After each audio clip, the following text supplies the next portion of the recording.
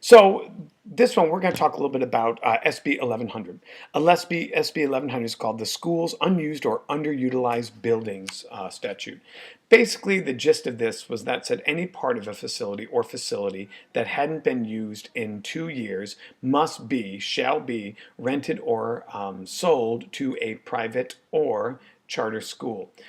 Just so you understand the context, if there are 3 portables at my son's local school that they haven't used in a while, which happens to be the case, it costs a lot of money to move those portables, about $35,000 to relocate them and plumb them and do what they need to do.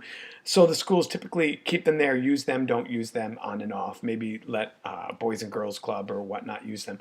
This new law says that a organization can come on campus and rent those facilities if they remain vacant for under 2 years. Now, before I get into the massive implications of a law like that, I did contact Senator Yee, the sponsor, and that bill has been amended so it only applies to now entire facilities, i.e., if an elementary school is closed down in a neighborhood, then it must be, if it sits empty for 2 years, must be rented or sold to a charter or private school. So just a couple thoughts. At first glance, it sounds like a no-brainer. Let's use our space. Let's, be good fiduciary, responsible people with our citizens' monies. But when you really look at that, it's not that simple.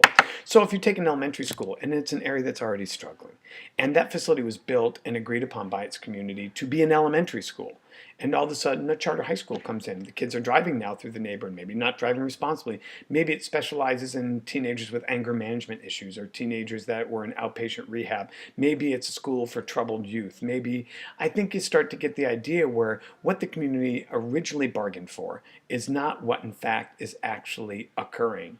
The second issue that I think is important worth noting is that the definition of underutilized or unutilized. While it may not be an educational institution, the Boys and Girls Club may still meet there. Local athletic groups may meet there. It may be a youth soccer field or I-9 sport field. It may serve as a meeting place for local communities or think tanks, or it may serve as a church gathering point. The point is, because a facility isn't a school anymore, doesn't mean that it's not being utilized by the community. The third point we're thinking about is most schools weren't built by state monies. They were built by bond monies until 1999 with the school's first facilities board, that all schools were built by local bonds, which means the state didn't pay to build my school. I voted for a bond and a levy that afforded those monies to build that school. Ergo, the state doesn't own that school. I do, my community, my district, and now the state is requiring us to sell it to the highest bidder. And even if that bidder only bids $1 or whatever that bidder bids, and there are some metrics in there if there are multiple bidders and whatnot, but you see the problem with you're selling a property that I've already made the payments on, and I still may owe debt on. If I finance that construction for 7 to 10 years and that school is now empty after 5, I'm paying debt on a facility that I may or may not own any longer. And that gets real problematic both philosophically, legally, and financially.